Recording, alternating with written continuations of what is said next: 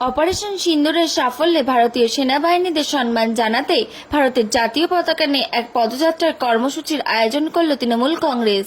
এদিন ফুলিয়ার petrol pump থেকে বেলঘরিয়া ২ নম্বর গ্রাম পঞ্চায়েত পর্যন্ত এক পদযাত্রার কর্মসূচি পালন করা হয়। এই পদযাত্রায় সামিল হয়েছিলেন শান্তিপুরের বিধানসভার বিধায়ক ব্রজকিশোর গোস্বামী।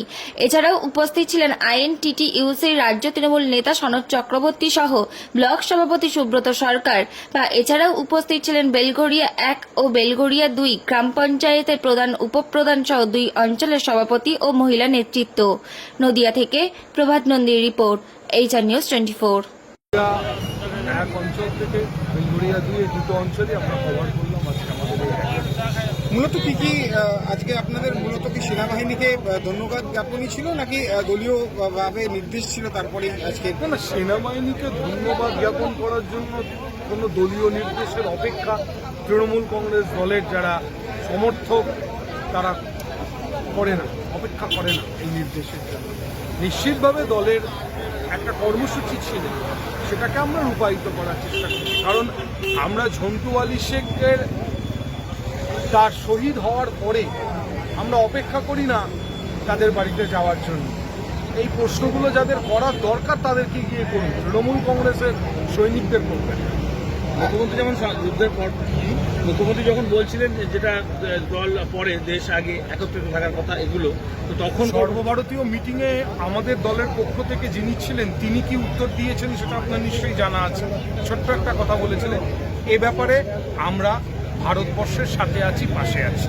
তার পরবর্তীকালে কখন এই নির্দেশ আসবে আর কখন নির্দেশ আসবে না সেই প্রশ্নটা না করে একবার ভারতীয় জনতা পার্টির লোকেদেরকে প্রশ্ন করুন তো, ঝন্টু আলী শেখের বাড়িতে তারা শ্রদ্ধা জানাতে গেলেন না, তার কারণ কি? উনি মাইনরিটি নাকি জুতো পরে শহীদদেরকে ফুল দিলেন অমিত শাহ? সেই প্রশ্নগুলো আপনারা করেন না কেন?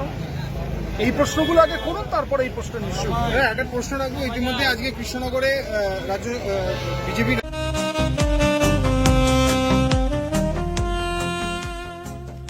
সর্বস্তরের ক্রেতা বন্ধুদের শুভ কামনায় বাবা লোকনাথ বাইক পয়েন্ট। আমাদের এখানে যে কোনো কোম্পানির বাইক ক্রয় এবং বিক্রয় করা হয়। অবশ্যই মনে রাখবেন ফাইন্যান্সের সুব্যবস্থা আছে। প্রোপাইটার দিবাকর দেবনাথ ওরফে বাপি। Mobile number 9002195367। আমাদের ঠিকানা 12 নম্বর জাতীয় সড়ক, শান্তিপুর বাইপাস, পাওয়ার হাউসের নিকট, শান্তিপুর, নদিয়া।